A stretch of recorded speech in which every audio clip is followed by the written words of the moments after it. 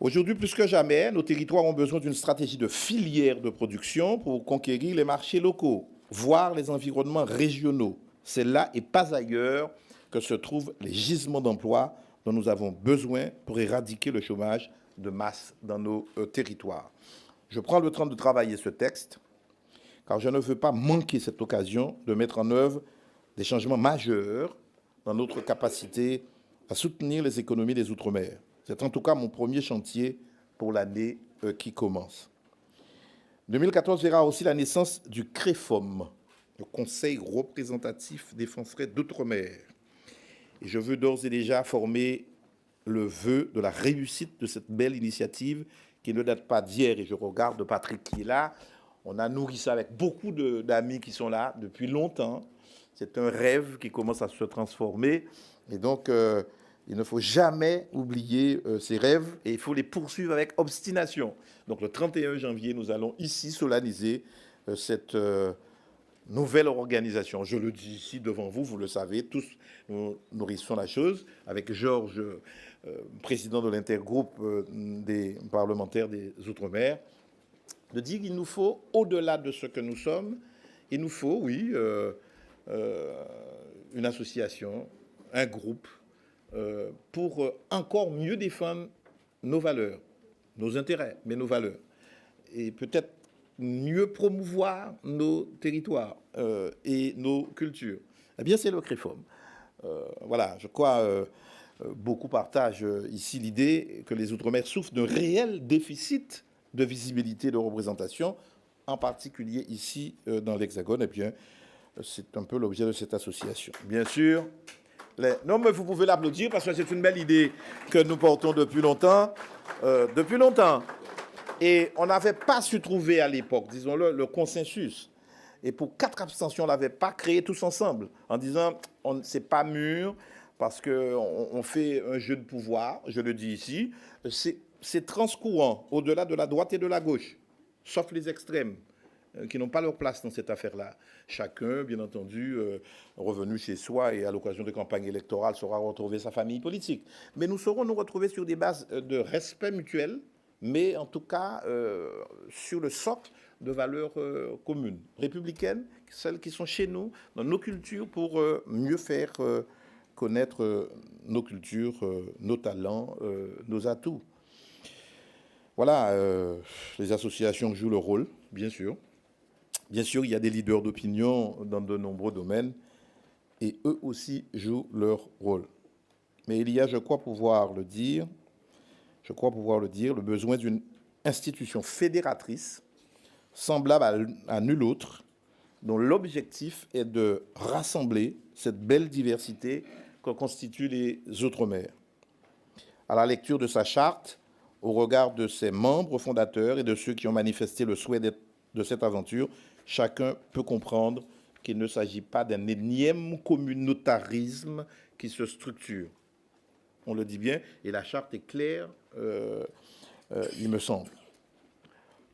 Tout comme la République a rassemblé les Outre-mer, leurs territoires, leurs citoyens et leurs problématiques dans un ministère, celui-ci, le CREFOM, choisit ce même périmètre pour s'inscrire dans le débat public au cœur de la société civile. C'est pourquoi j'y ai mis de l'impulsion. J'ai apporté mon soutien à cette initiative que vous portez tous, et je remercie Patrick qui est là, qui est un peu la cheville ouvrière, avec beaucoup d'autres, le sénateur Georges Patient et tous les élus qui acceptent d'accompagner cette initiative. Vous êtes déjà pris, et tous les présidents d'associations qui sont bien là, parce que plusieurs collèges existent. C'est une belle initiative, et je souhaite sa réussite, encore plus dans cette période où certaines valeurs de respect et de tolérance au cœur du vivre ensemble donnent l'impression de vaciller sur leur base. Et vous me comprenez, les attaques contre une ministre de la République, Christiane Taubira, ce qu'un humoriste peut dire ici ou là contre des communautés entières, eh bien peut-être que là aussi on fera vivre nos valeurs et on fera entendre nos voix. Avec le beau projet de Cité des Outre-mer, je devrais remercier le maire de Paris, le président du Conseil régional d'Île-de-France, Anne Hidalgo, qui est venue ici travailler avec nous, l'État, puisque un préfet est désigné, et donc un triangle de force, si j'ose dire, pour porter cette belle idée, qui connaîtra en 2014 des avancées avec les partenaires que je viens de citer. Ce sont des vecteurs de visibilité et d'expression qui contribueront à concrétiser notre ambition d'inscrire les Outre-mer au cœur de la République. 2014 sera donc une année encore très dense, chargée de défis à relever. Il y a le droit à l'étage des lois organiques de Saint-Martin, de Saint-Barthélemy et de Saint-Pierre-et-Miquelon. Il y a l'octroi de mer, qui est un sujet très important que nous devrons porter avec une contrainte de calendrier parlementaire, parce que c'est tellement surchargé qu'il faudra faire vite et que d'ici le 1er juillet, le texte soit promulgué. Donc une année très dense. Nous avons encore beaucoup à faire ensemble et nous pouvons être fiers de ce qui a déjà été accompli. Chacun a joué sa partition et je veux ici remercier tous ceux qui ont cheminé à nos côtés depuis 20 mois. Mes vœux vont naturellement vers vous, à vous les élus, en particulier les parlementaires, avec qui je souhaite pouvoir continuer ce travail de coproduction législative qui a été fructueux jusqu'ici. Et vous avez vraiment amélioré les textes que nous portions. À vous les présidents et les membres d'associations, et vous êtes là, qui jouent un rôle essentiel pour le lien social et dont le regard, parfois critique, nous est précieux et contribue à l'évaluation de nos actions. J'allais dire à vous les artistes qui faites tant pour la promotion de nos cultures et de nos valeurs et qui, je crois devoir le dire, qui méritent d'être davantage soutenus.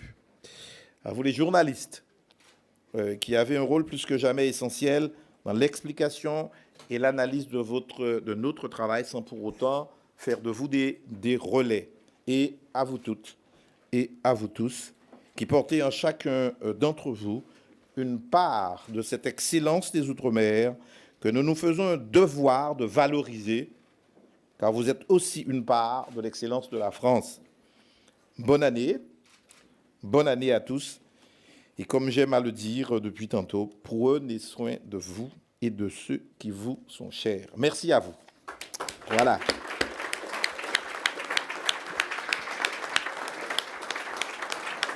Et j'aimerais rendre un petit hommage appuyé à Georges-Paul Angevin, qui aurait pu ne pas venir, mais qui, chaque année, depuis déjà 2 ans, se fait un devoir de venir devant une communauté qu'elle connaît bien, même si ce n'est pas son portefeuille ministériel. Et au-delà du protocole, je me fais un devoir de demander à Georges de vous adresser quelques mots de très belle année, de bonne année. Georges. Merci beaucoup, Victorin. Effectivement, je viens aussi régulièrement, quand je peux, dans ce ministère, parce que je sais que je vais y retrouver des visages amis que je connais depuis des années. Et ce n'est pas un devoir, c'est un plaisir pour moi que de revenir vous voir et d'avoir l'occasion d'échanger quelques mots. Donc, à mon tour, de vous saluer les parlementaires qui font un travail si important, les représentants du Premier ministre et du Président de la République, saluer Victorin, évidemment. Il se trouve qu'au Conseil des ministres, on est assis côte à côte, donc ça nous permet de bavarder. Le protocole fait ça. Au début, on s'est demandé, est-ce que c'est le clan entier? Mais non, c'est l'ordre protocolaire qui fait cela.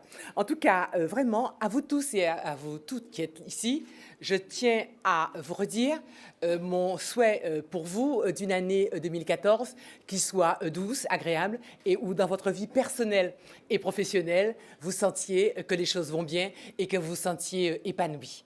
Je voudrais aussi vous dire que même si je ne travaille plus spécifiquement sur l'outre-mer, dans l'activité que je mène, bien évidemment, l'outre-mer a toute sa place, puisque je travaille donc sur les difficultés scolaires, sur les facteurs qui font que tel ou tel enfant ne réussit pas bien.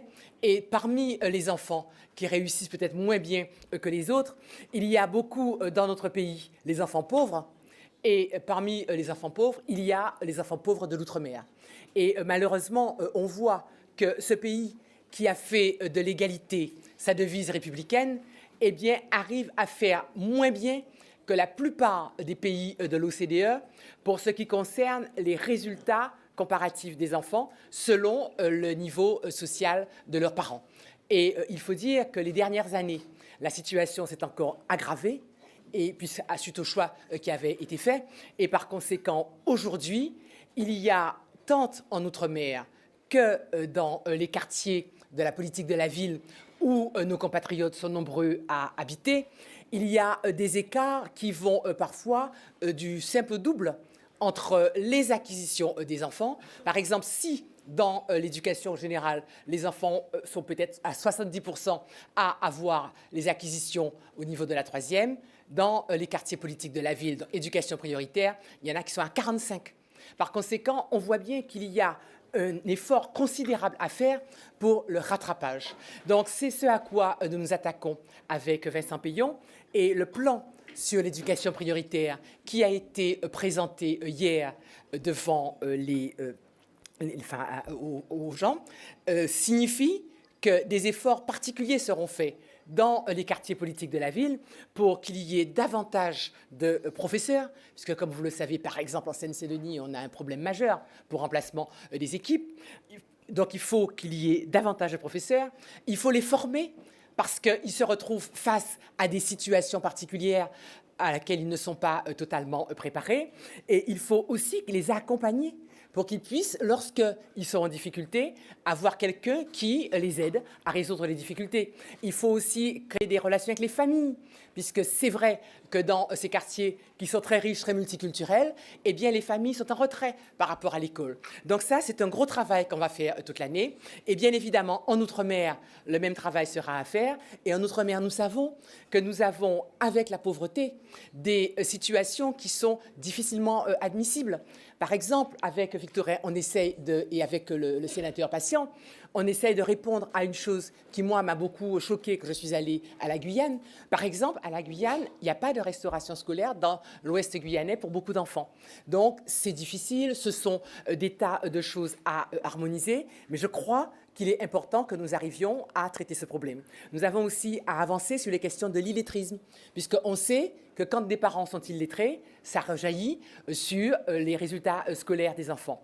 Donc ça, ce sont des choses qu'au fur et à mesure de mes déplacements, j'essaye d'inventorier. J'irai prochainement à Mayotte pour essayer de voir avec les élus et avec les équipes comment on peut faire pour répondre à cette croissance exponentielle de la population scolaire là-bas et faire en sorte qu'ils aient l'égalité.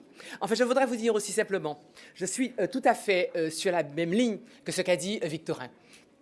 Les établissements scolaires ont une responsabilité particulière pour faire vivre les valeurs d'antiracisme, d'antisémitisme qui sont vraiment au cœur de la République.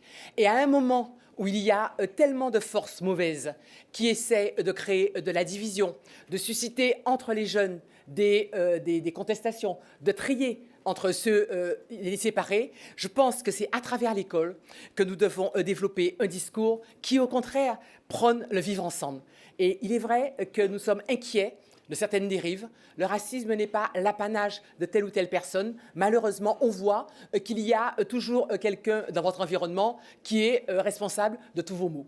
Et par conséquent, nous devons tous ensemble lutter contre tout cela. Et moi, je pense que, par exemple, les gens de l'Outre-mer qui ont vécu le racisme, mais qui en même temps ont l'habitude de vivre dans des sociétés où la terre entière est arrivée et où la terre entière a appris à vivre ensemble. Je pense que nous avons vraiment quelque chose à dire et à faire pour pouvoir nous opposer à la montée des racismes et des extrémismes dans notre société.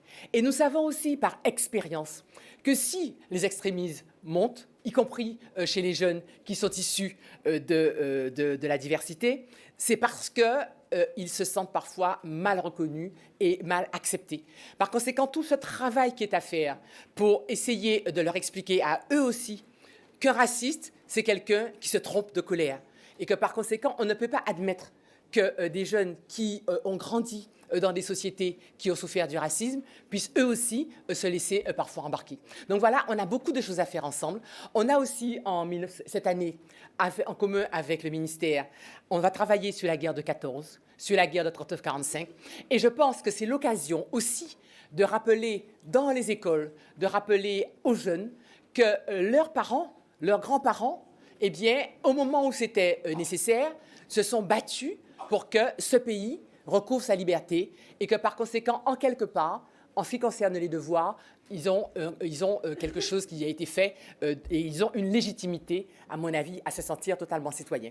Donc voilà, c'est autant de choses qu'au fur et à mesure, on fera ensemble. Je suis vraiment ravie d'avoir l'occasion de vous en toucher un mot et j'espère qu'on se verra au fur et à mesure, soit des déplacements, soit dans mes activités, de manière à ce que nous avancions ensemble sur tous ces thèmes qui, je le sais, vous sont également très chers. Merci à vous et encore bonne année. Dans un premier temps, compétitivité en emploi. Après le discours du président de la République, peut-être que, à mon sens, il nous faudra trouver un autre titre plus approprié, disons ça, comme ça, même si l'objectif reste le même, c'est le développement, c'est l'emploi, c'est la compétitivité, c'est l'attractivité. Alors, c'est vrai que l'exercice est difficile dans les 50 milliards d'économies que nous devons tous faire. Quelle est la part de chacun? Jusqu'ici, moi, j'ai préservé, autant que cela est possible, le gouvernement a préservé la part, si j'ose dire, et la quote-part des Outre-mer. Comment faire mieux avec ce que nous avons? Faut-il un delta supplémentaire et quel serait son quantum? C'est la question qu'on n'a pas tranchée en simulation. Alors, dans ma tête, je me dis, bon, ben, il y a une mission des Outre-mer qui est à peu près, disons, 2 milliards, un peu plus. Il y a à côté 1 milliard, 1,1 milliard, 1,2 milliard de dépenses fiscales. Le gouvernement y a ajouté 320 millions en CICE. Le président de la République a pris des engagements, mais ça figure déjà pour 100 millions dans la mission. Il reste à peu près 350, 400 millions supplémentaires. Comment faire une mise à plat comme le souhaite le Premier ministre et pour être plus efficace, pour être tout aussi global et général, c'est-à-dire dans toutes les filières, dans tous les territoires, dans tous les pans de territoire. Donc ça paraît un peu compliqué tout ça. Donc nous examinons tout ça. Et lorsqu'on trouvera le Graal, je vous le dirai. Est-ce que vous voulez dire que cette remise à plat fiscale pourrait dire de revoir encore les systèmes de défiscalisation? A priori non, parce que la défiscalisation a été préservée avec une stabilité assurée. On a simplement pris l'engagement d'en faire l'évaluation pour préparer la loi de finances initiale, je crois de 2017, ou 2016 ou 2017, de tirer les conclusions, notamment de l'expérimentation du crédit d'impôt. Mais la défiscalisation est préservée jusqu'à 2017. Donc il n'y a pas de souci, il n'y a pas de volonté de remise en cause. En revanche, on regarde tout et je demanderai aux élus, et j'ai fait déjà plusieurs réunions, dont une hier avec des députés et leurs collaborateurs. C'était fructueux, je l'avoue.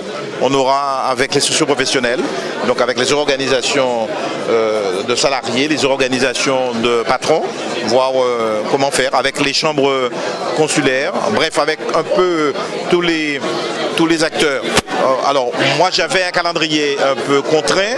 Je voulais absolument une première lecture avant avril, malgré l'encombrement du calendrier parlementaire, selon l'intensité de la concertation. Et je voulais un texte bref, de moins de 10 articles, pour pouvoir le faire passer le plus vite possible. Bon, il faudra peut-être, si la concertation va très loin, elle est très fructueuse, très approfondie, si une mise à plat totale avec les acteurs intéressés est possible, eh bien peut-être qu'il nous faudra prendre un petit peu plus de temps pour une adoption à la rentrée prochaine. Monsieur le ministre, vous avez eu à mener plusieurs actions en 2013. Quelle est celle dont vous jugez la plus importante, la plus intéressante pour l'outre-mer? Celle qu'on a pu mener, la régulation économique, l'instillation de concurrence nouvelle, supplémentaire, le fait de vouloir, comment dire ça, désencailler l'économie. Voilà, c'est un beau mot que vous connaissez. Tenter de faire en sorte que nos économies fonctionnent mieux. avec plus de transparence, plus d'efficacité, préservant autant que cela est possible davantage le pouvoir d'achat, assurant aux clients des prix justes et aux entreprises des marges raisonnables. Cela est vrai dans tous les secteurs. Voilà. Alors, y compris dans l'essence. Et donc de changer les structures. Mais si on regarde bien, la régulation économique va plus loin que ça. Ce sont des changements structurants et structurels. Donc voilà ce que je peux souhaiter de mieux. Que les élus s'emparent de ces outils-là. Que les consommateurs s'emparent de ces outils-là. Que les associations s'emparent de ces outils-là. Bref, que chacun fasse sa part de travail. Voilà. Tous les jours, vous votez avec votre argent. Tous les jours, vous faites des choix ultimes et des arbitrages.